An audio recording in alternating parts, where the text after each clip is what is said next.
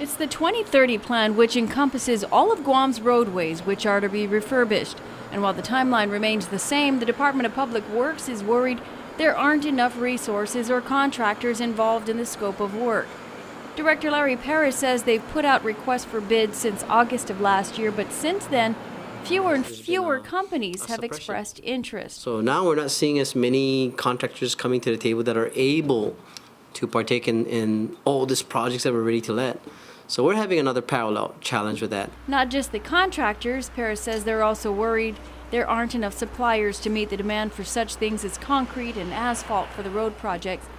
What DPW is doing now is coming up with new incentives and lessening the requirements, and that may result in more companies coming on board. We're beginning to, for certain projects, depending on the type of project and depending on the reputations of the firms that are involved, we are beginning to waive certain bonding requirements, reduce it to my authority, which is we can reduce it to as much as 50%.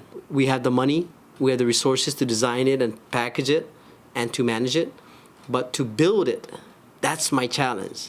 Do we have enough suppliers? Do we have enough contractors to actually build what we design and are managing and that we have funding for?